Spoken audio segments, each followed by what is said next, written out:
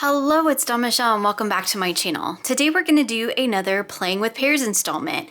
And this time I don't really have like a set theme other than at least one deck in each of these pairings that I have for you today is new to my collection.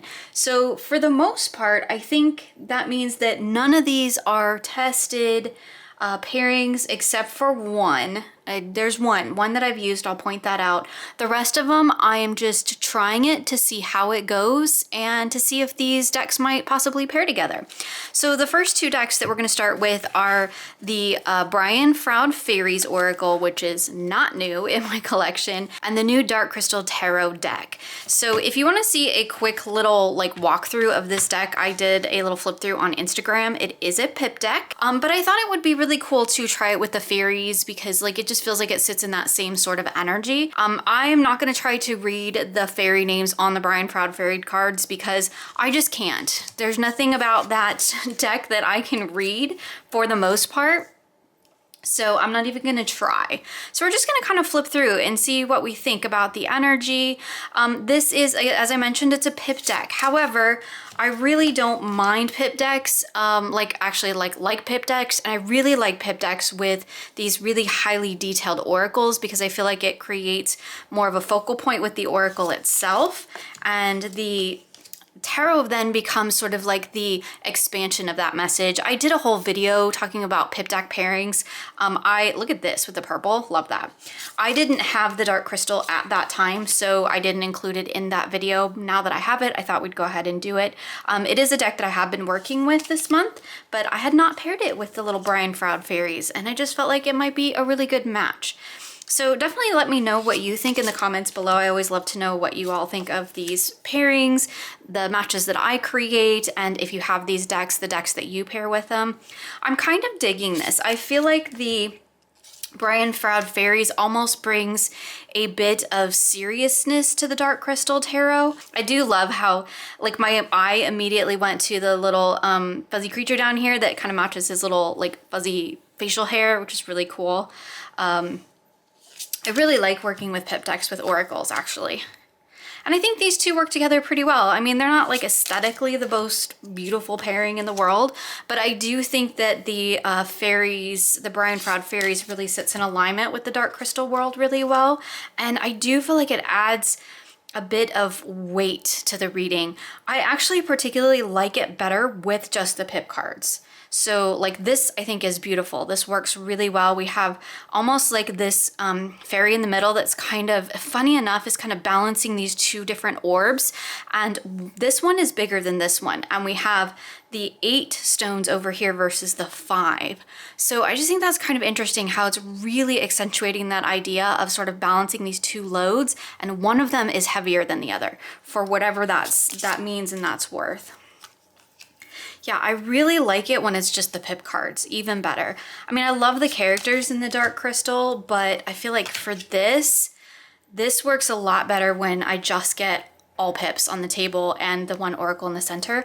And my eye, again, immediately goes to color. So we have this beautiful bright yellow face in the center. We have a yellow crystal in the center over here and 2 yellow crystals at the top here. So that would definitely be something I would pull into this particular reading. The vial here is purple, the shard here is purple, and then this figure here has quite a bit of a purple undertone to them. So like my eye is kind of going from this to this to this, and that's really interesting when that happens in a reading.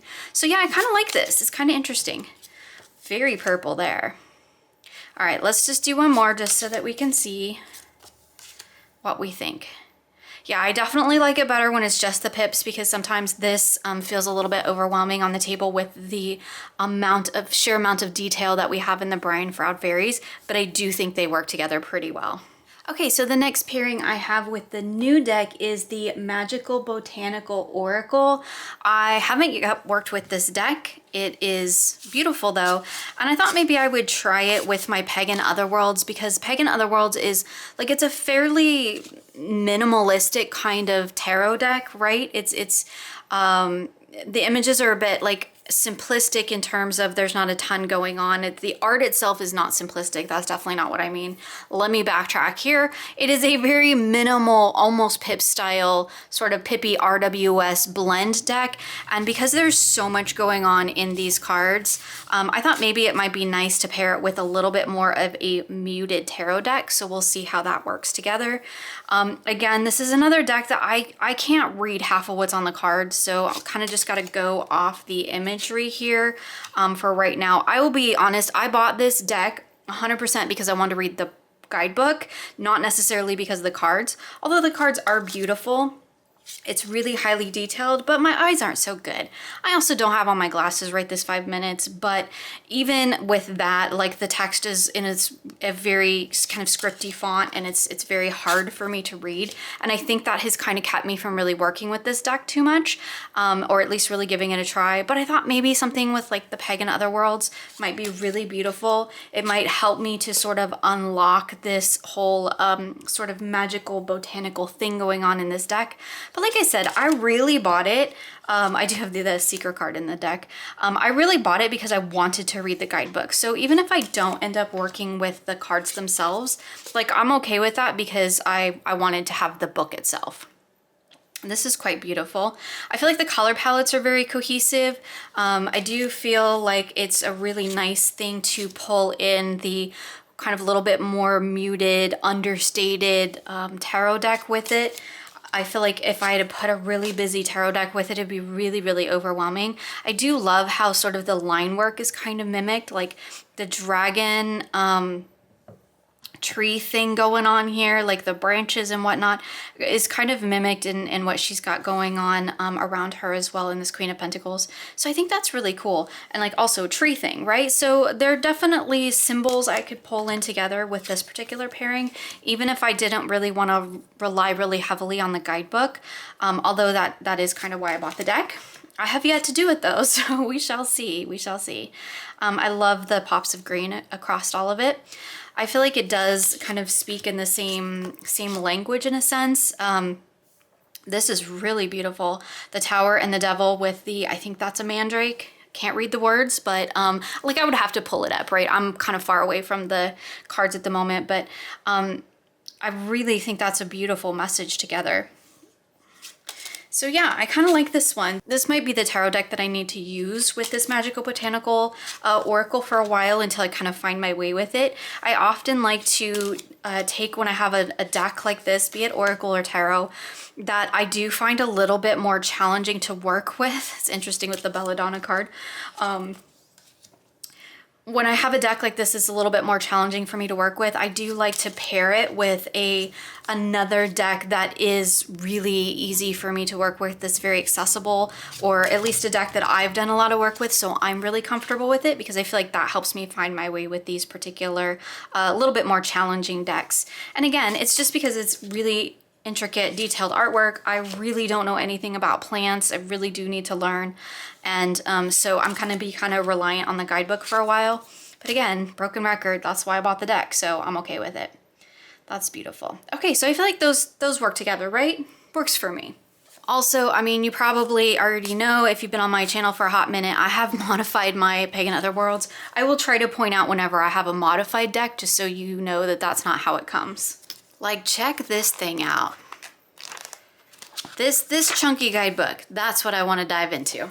Okay, so the next pairing I've got my Moonology Manifestation Oracle here, and I'm pairing it with the Moonchild Shadow Edition, I think is what it's called, or Shadow Work Edition. This is a new deck. It's all over TarotTube right now. I, of course, pre-ordered it the day I knew it was going to be available, because I am a huge fan of Danielle Noel's work, and I collect everything she creates.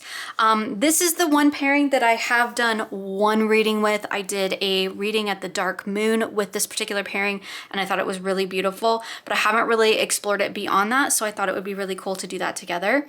I tend to focus more on the key phrases on the card than I do the moon associations, unless I'm specifically pulling out a card for that. But I think the artwork is really beautiful, and I do really like the keywords, so that's what I tend to tap into. But again, I think it's an aesthetically beautiful little pairing. It might be a little bit on the lighter side for some of the cards for the shadow edition of this deck, because some of the cards, and like look at that 10 of swords, beautiful, have taken on a little bit of a different shadowy tone, or there's completely new artwork. Actually, both of these have completely new artwork, which I think is amazing. But sometimes I think the Moonology is going to be a little it's like really tall. Let's split it. It might be a little bit light here and there, but it's definitely like the darker of these types of decks that I have.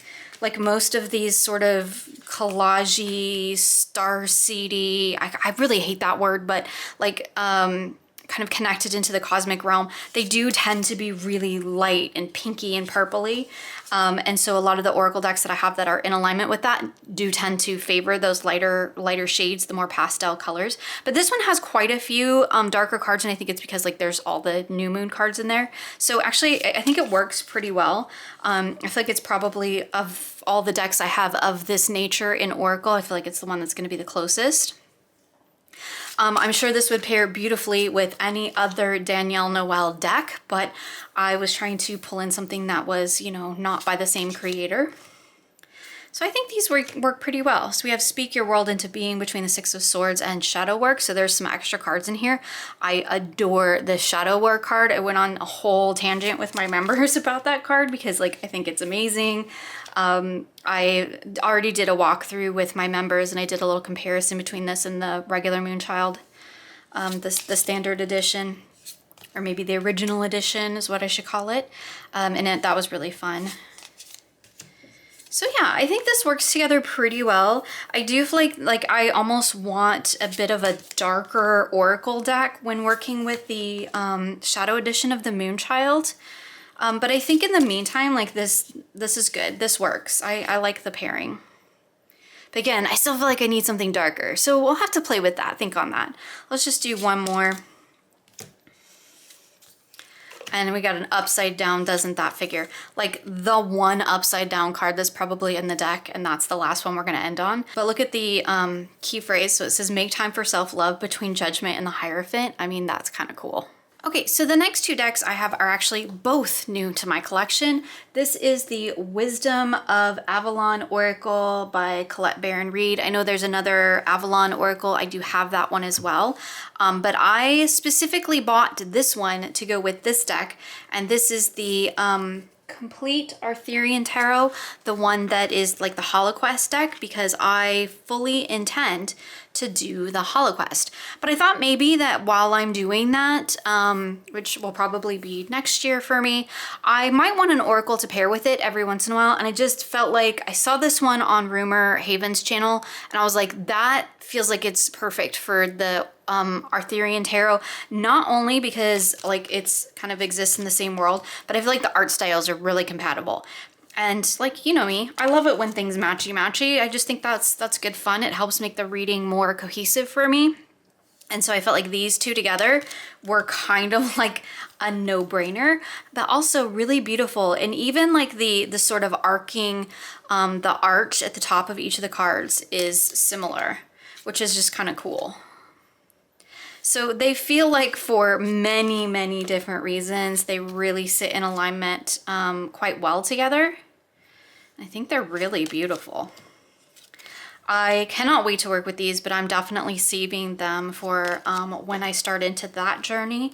So even though I've kind of shuffled them, I've played with them a little bit, definitely looked through them, I have not actually read with any of these decks, these two decks.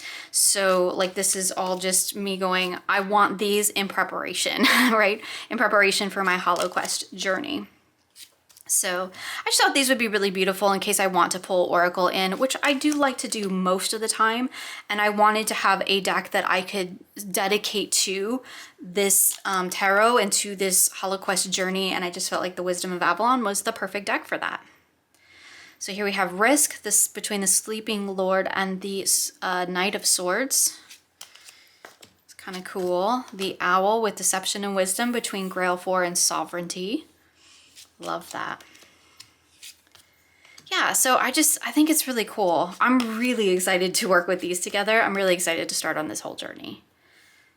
So yeah, totally bought those to be like a forever pair I just gotta say, like, even the boxes match. I mean, I'm not gonna keep this in its big box. I'm gonna like make a bag for it, but like seriously, even the boxes match.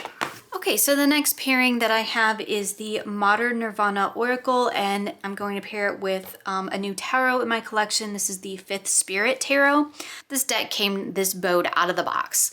Like, I have only shuffled this deck and like looked through it a few times. I haven't actually done any readings with it. So like, I mean, it's fine if it gets bowed because I did it. I've been working with it, but out of the box, I mean, come on. Okay, so I just thought really the art styles would be really cohesive on these. Also, like the border colors are the same. I feel like when you get like a creamy colored deck, if you put it with a white, it looks dirty. So rather than looking like creamy, it just looks dirty. It looks dingy. And so I thought these two might go really well together in terms of both having those like cream borders, which I know shouldn't be a consideration, but it totally is for me. One of the things I also thought would be really cool about this particular pairing is that both of these decks have a very diverse representation. They're both very open-minded, very inclusive, and so I thought that energy might really play really well across them. And they both are very modern. I don't have a ton of modern decks, but these were kind of the closest I had in terms of like modern that I felt like would sit in alignment with each other. I mean, check this out. Like, as I'm over here babbling and like, do y'all see what I'm seeing? Teachers between the Hermit and the Emperor. I mean, that's kind of cool. Kind of cool. We have resolution between the Eight of Pentacles and the Four of Wands. This also is a pip deck for the most part. The cards are a bit more scenic, but it's not a fully illustrated scene. So it's kind of funny, you know, our whole, I think, perception of pip decks and how they tend to be perceived in this community and treated in our community is kind of interesting to me because like, I love pip decks. So I'm good with that. I think it's beautiful. Look at the black across these cards. The black water, her black dress, and the black stars. Again, like that kind of stuff just really, really catches my eye. And here we have the kind of blue-green thing going on with direction between the Ace and Nine of Cups. I mean, that's kind of cool. Yeah, I think these would go really, really well together. Beautiful. Nourishment, Five of Swords, and Ace of Wands. They're both very modern decks, which is not like usually my thing, but I do actually really like the Modern Nirvana. I've used it quite a bit. It pairs with a lot of decks I own. The sigils still kind of throw me from time to time, but I am getting to know them the more I work with it. But again, the Fifth Spirit Tarot is completely new to me, but I think it's pretty amazing. I really do. Look at this. Assertiveness between Death and the High Priestess. And again, we can play that color, like the black robe of Death, the black kind of almost like eclipse thing we have here, and then her black hair. It's all up in the mind in those cards. Really interesting. All up in the headspace. Yeah, these are really cool. I feel like I'm kind of flying through all of this really quickly. So maybe I should kind of like slow my roll, or this is gonna be a really short video. I mean, I guess it's cool. Like, short videos are fine too. They don't all have to be a dissertation on tarot, right? Sometimes we can just have fun with our cards, which is pretty much what playing with pairs is. Like, this is just me having fun with my cards.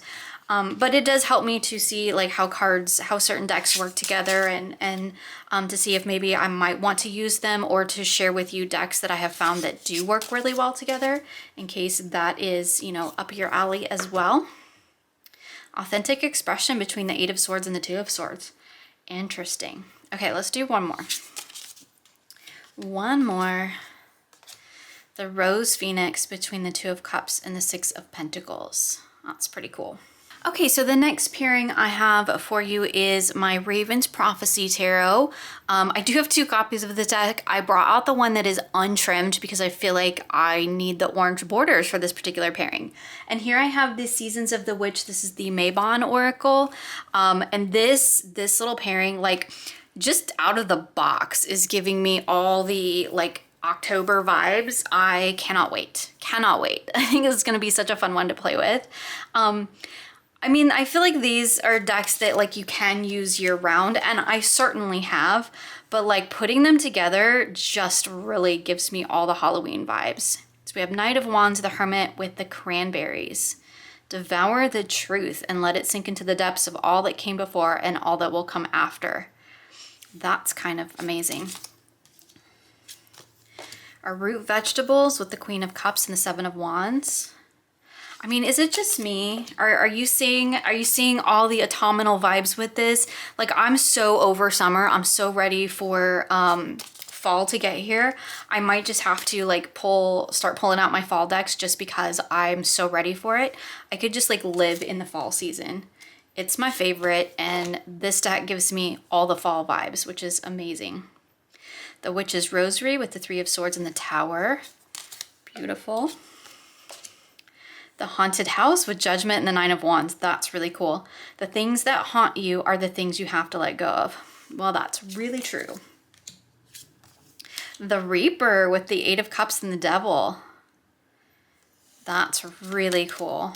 Yeah, I really like this pairing. I'm trying to remember if I've really paired my Raven's Prophecy much. I don't feel like I have, but I do feel like this is a great pairing for it. I feel like the energies are really aligned. And also, like, it kind of gives a bit more of, I think it gives a bit more context to have the Oracle in the center that has so much going on. Because again, the Raven's Prophecy is a Pippish deck. I have a thing for pip decks these days. That's not a these days thing. I just happen to be showing quite a few of them recently. I've always loved pip decks because they allow me to read in a way that really works for me. I won't go into that whole tangent again. But again, this is one of the reasons why I like it, because I do pair my tarot and oracle decks together. And I feel like when I put a pip deck with a really, really busy oracle, as I've said like way too many times now, like there's just something really magical about it. It just really opens up both decks. It gives the oracle space to shine, but it also brings a bit more context into like the tarot, the more pippy tarot, right? So yeah, Whiskey with the King of Swords and the Page of Swords. That's kind of cool. Yeah, I'm loving this. This is just giving me all the autumnal vibes, which I am so ready for. Like, summer can suck it. I'm done with it. Move on, go away.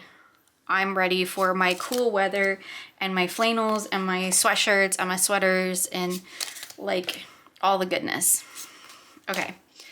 Cacao between the Six of Coins and the Ace of Cups. Yeah, that's really cool. Okay, so the next two decks I have are both new to my collection, and I bought them specifically for some work that I'm doing in September.